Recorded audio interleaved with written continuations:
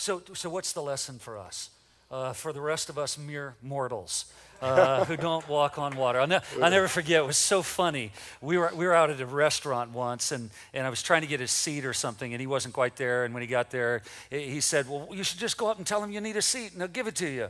And I thought, you're so used to being Kurt Warner that that doesn't work for the rest of us. But relate that to where so many guys are, so many of us are, again, struggling, having been there, experiencing loss. What's the message for us in what you've experienced? Well, I think the message or the thing that I've taken from all of it is that I live every day in expectation of what God's going to do next. Good. Because I realize that he's got me in the palm of his hand. That, no matter if I'm winning trophies or I'm on the bench, I'm still right smack dab in the middle of his plan. And there were times that I couldn't see it. There was times I didn't understand it. But I've come to that conclusion after being there and after seeing it. And so now my eyes aren't ever focused on what I don't have or, even what I have from a worldly standpoint.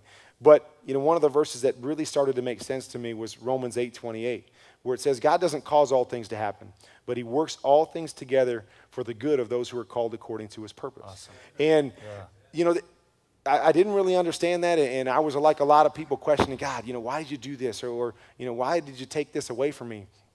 But what I've come to realize is to live in expectation of how God's going to work in my life. That's and that's, I think, the way we need to live as Christians, is to get our minds off of this stuff. Hard to do. I know that better than anybody being in a business of stuff. But that's what I've realized, is that live in expectation of what God wants to do with you in your situation. Whether you're on top now and everything's great, or whether you're on the bottom right now. Whether you're going through struggles or trials, God wants to use it in an amazing way. And live in expectation and anticipation of where he wants to do that. And be obedient to that. And that's what I realized through my walk, is always be ready, because God's going to do something, and he's going to work it together some way. I'd gone from the Super Bowl to the bench and started sulking and starting to get bitter. I would have never had those interactions that I had with my teammates and the media that I know are going to last a lifetime. And, the same here, is that had I not stayed ready and prepared for this actual physical football season, what's happening now wouldn't have happened. Awesome. I wouldn't have, been in front of everybody praising Jesus again. And, and it just brings back some amazing memories of how God opens up amazing doors, amazing opportunities that, I could never get on my own. And so I sit in expectation and wait for those things to happen. Very good, very good. Okay, one last question. All right. Great statement there. If I don't ask this question, there will be 400 angry men in just a minute.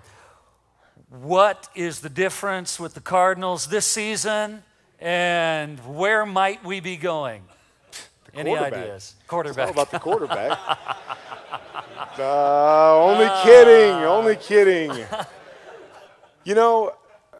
I think it's, there's a direct correlation when it comes to our faith, as it is with my job, is that we're finally starting to believe and expect to win.